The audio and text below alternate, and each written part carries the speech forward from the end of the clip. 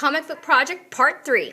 Part 1 is your worksheet. You practice the stippling, hatching, and cross-hatching, going from dark to light using that shading value scale. Step 2 is brainstorming, coming up with ideas. What's going to happen in your story? How's it going to end? Who are your main characters? Who are your minor characters? What do those characters look like? What are their names? What kind of emotions are going to happen? What kind of background are you going to have? All that's your brainstorming. That's in your notebook or sketchbook. Then we move to part 3, which is actually making your comic. You're going to get 5 sheets of paper. We're going to fold them in half. The first part will be your front cover.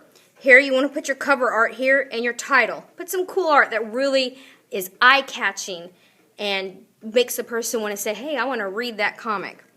Now your comic can be serious, or it can be funny, or it could just be a day in the life, or it can be like villains and heroes and things like that. That's up to you. We'll leave this side blank. And this side right here is you are the artist and you are the writer. So this is written by and the artwork is by you. Now here you want to put a little bio, a little thing just about yourself. You don't have to put the little bubble, but if you want to, you can. Then when we open it up, we leave this page blank, and then here is our first page. So here we're starting out. You want to make sure that you know the difference between a think bubble and a talk bubble. A think bubble is something that the character thinks in their head. And a talk bubble is something where the character actually says it out loud. Think bubble kind of looks like a cloud. Make sure that you use pencil first. Add your hatching and cross hatching and stippling in places where you need shaded, when you need shading or texture. Then you want to trace everything in pen and then erase. Okay?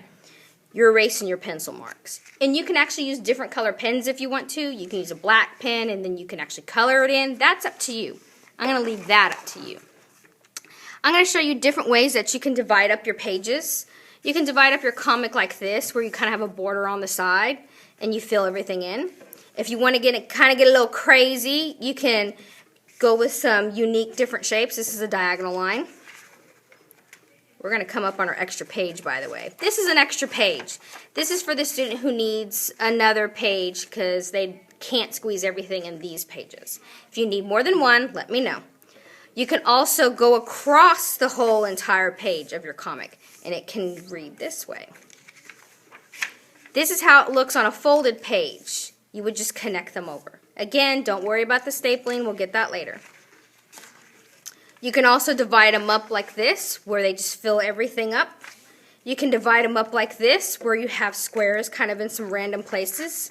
If you want to be a little interesting. You can also divide them up. Here I have some circles combined with squares. Okay?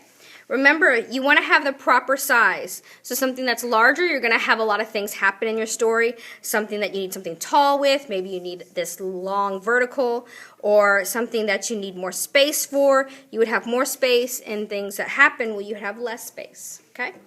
On the back, make sure that you put your first name, last name, period, because if I don't know who it is, then I can't credit you the right grade, and I need all 3, because we got a lot of students doing this one project.